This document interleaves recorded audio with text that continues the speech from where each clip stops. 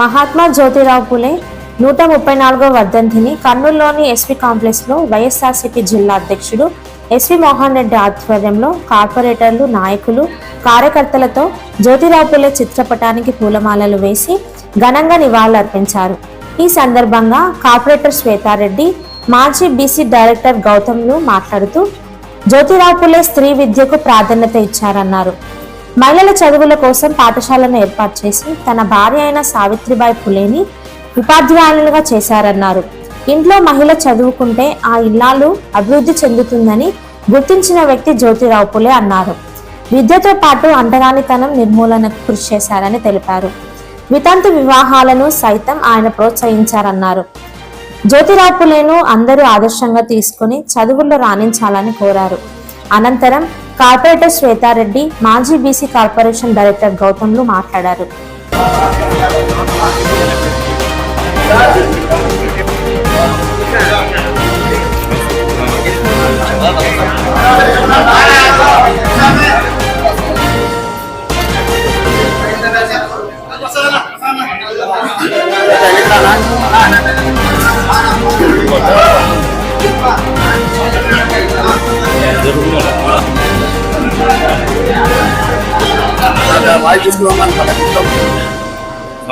ఈ రోజు మనము మహాత్మా జ్యోతిరావు పూలే గారి 134వ వర్ధంతి సందర్భంగా ఆయనకు మన పార్టీ కార్యకర్తలు, నాయకులు అందరితో కలిసి, అభిమానులందరితో కలిసి నివాళులర్పించడం జరిగింది. మహాత్ములందరూ కూడా మనందరి కోసం, అంటే పూర్వం నుంచి కూడా మహాత్ములందరూ కూడా ప్రజల కోసమే బతికారు, వాళ్ళ కోసమే సేవలు చేశారు. సామాజికంగా గాని అన్ని విధాలుగా కూడా ప్రతి ఒక్కరూ ఉన్నతంగా ఉండాలని కోరుకున్నారు. వాళ్ళలో మహాత్మా జ్యోతిరావు పూలే గారు చాలా ముఖ్య పాత్ర వహిస్తారు. ఆయన పేద ప్రజలకు గాని, అంటే రాజకీయంగా, సామాజికంగా అసమానతలను తొలగించాలని చూసిన వ్యక్తి ఆయన. బీసీల నాయకుడు, మరీ ముఖ్యంగా మహిళా పక్షపాతి. మహిళల కోసం, అంటే మహిళలందరూ కూడా చదువుకోవాలని చెప్పి ఆయన అప్పట్లోనే ఆయన కృషి చేసిన మహనీయుడు. అటువంటి జ్యోతిరావు గారి పూలే గారి వర్ధంతి వేడుకలు ఇక్కడ నిర్వహించుకోవడం, దానిలో మనమందరము, మన నాయకులు, కార్యకర్తలందరూ కూడా పాల్గొనడం ఆనందకరం. మరీ ముఖ్యంగా ఇప్పుడు నాయకులందరూ చెప్తుంటారు, మేము అందరికీ అండగా ఉంటాము, మహిళలకు ఉంటాము, పేద బడుగు బలహీన వర్గాలకు అండగా ఉంటామని. కానీ మన మాజీ ముఖ్యమంత్రి వర్యులు, మన నాయకుడు జగన్మోహన్ రెడ్డి గారు మాత్రమే సామాజిక, రాజకీయ అసమానతలను తొలగించి ఆయన మన మహాత్ములు, అంటే జ్యోతిరావు పూలే గారు అట్లాంటి వారందరి బాటలో నడిచిన నాయకుడు మన జగన్మోహన్ రెడ్డి గారు. ఎందుకంటే ఎలాగైతే పూలే గారు మహిళలకు పెద్దపీట వేశారో, మన జగన్మోహన్ రెడ్డి గారు కూడా ఈ 5 సంవత్సరాల కాలంలో మహిళల కోసం ఎంత చేశారో మనకందరికీ తెలుసు. అమ్మఒడి అయితే ఏమి, విద్యా దీవెన అయితే ఏమి, వసతి దీవెన అయితే ఏమి, ప్రతి నిధులను కూడా మహిళల అకౌంట్లలోనే వేసి వాళ్ళను లక్షాధికారులను కూడా చేసిన ఘనత మన జగన్మోహన్ రెడ్డి గారికే దక్కుతుంది. కానీ ఇప్పుడున్న పాలకులు మేము మహిళల కోసం అంత చేస్తున్నాం, ఇంత చేస్తున్నాం అంటారు, కానీ ఇంతవరకు ఏమి చేసిన దాఖలాలు లేవు. వాళ్ళు ఇచ్చిన సూపర్ 6 పథకాల్లో ఏమి అమలయ్యాయో మనకు కరెక్ట్ గా తెలియదు. మనం కూడా చూస్తూనే ఉన్నాము. వాళ్ళు 5-6 నెలల పాలనలో ఇంతవరకు కనీసం అమ్మఒడి కింద పేద మహిళలు గాని, ఆ విద్యార్థులు ఎవరైతే చిన్నపిల్లలు చదువుకుంటున్నారో వాళ్ళ తల్లుల అకౌంట్లలో ఇంతవరకు రూపాయి కూడా పడలేదు. అంటే అమ్మఒడికి కూడా తూట్లు పొడిచి అమ్మకు వందనాన్ని కూడా వాళ్ళు తుంగలో తొక్కేశారు. అటువంటి వాళ్ళు, అలాగే మరి ముఖ్యంగా ఇప్పుడు ఈ పిల్లలందరూ చదువుకుంటున్న పేద విద్యార్థులందరికీ కూడా ఫీజు రియంబర్స్మెంట్ కూడా ఇంతవరకు ఈ సంవత్సరం పడలేదు. అలాగే రైతులను కూడా వాళ్ళు ఏ విధంగా చూసుకున్నారో మనకందరికీ తెలుసు. రైతులకు ఇంతవరకు కూడా వాళ్ళకి ఇన్పుట్ సబ్సిడీ కానీ, వాళ్ళకి అందాల్సిన రైతు భరోసా కానీ ఇంతవరకు లేదు. కానీ మన జగనన్న 5 సంవత్సరాల కాలంలో టంచనగా తప్పకుండా, క్రమం తప్పకుండా ఏదైతే క్యాలెండర్ ప్రకారంగా చెప్తూ వచ్చినారో ఈ టైంకి ఈ నిధులు విడుదల చేస్తామని ఆ విధంగానే బటన్ నొక్కారు.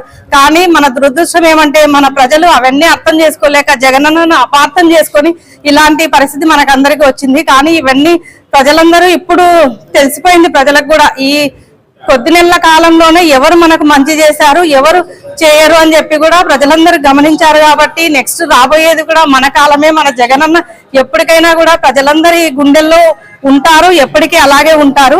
నాకు ఈ అవకాశం ఇచ్చిన అందరికీ థ్యాంక్ యూ. ఈరోజు వైఎస్ఆర్ కాంగ్రెస్ పార్టీ కర్నూలు జిల్లా కార్యాలయంలో మహాత్మా జ్యోతిరావు పూలే గారి 134వ వర్ధంతిని ఘనంగా కార్యకర్తల ఆధ్వర్యంలో చేసుకోవడం జరిగింది. మహాత్మా జ్యోతిరావు పూలే గారి 134వ వర్ధంతి సందర్భంగా యావత్ బీసీలకే కాక బడుగు బలహీన అణగారిన వర్గాలందరికీ కూడా మనము ఆయనను స్మరించుకోవాల్సిన అవసరం ఎంతైనా ఈ రోజు ఉంది.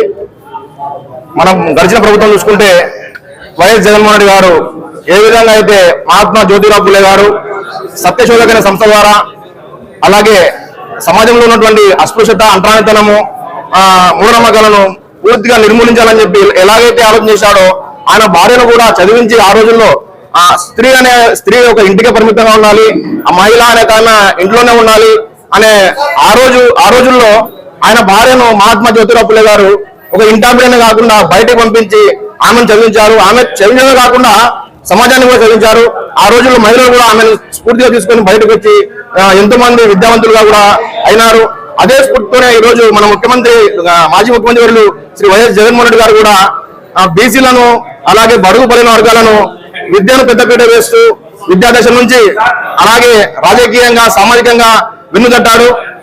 మనం చూసుకుంటే గడిచిన ప్రభుత్వాల్లో ఏ రోజు కూడా ఈ టీడీపీ ప్రభుత్వము ఏ రోజు కూడా బీసీలను పట్టించిన పాపన పోలేదు. టీడీపీ జగన్మోహన్ రెడ్డి గారు వచ్చిన 5 ఏళ్లలో బీసీలకు ప్రతి ఒక్క కులాన్ని 156 కులాలను గుర్తించి 139 కులాలను గుర్తించి 56 కార్పొరేషన్లు ఏర్పాటు చేసి బీసీలు కేవలం జెండా మోసే బీసీలుగా గుర్తించిన టీడీపీ పార్టీకి చెంపపెట్టు పెట్టి జగన్మోహన్ రెడ్డి గారు చట్టసభల్లో తిప్పారు.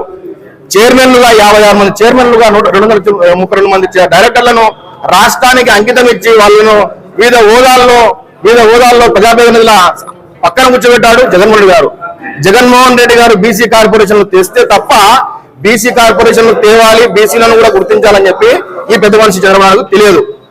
ఆయన స్ఫూర్తి జగన్మోహన్ రెడ్డి గారి స్ఫూర్తితోనే ఈ రోజు బీసీ సాధికార కమిటీలు అని చెప్పి మా ప్రభుత్వం వచ్చాక మమ్మల్ని చూసి చంద్రబాబు నాయుడు గారు బీసీ సాధికార కమిటీ వేశారు.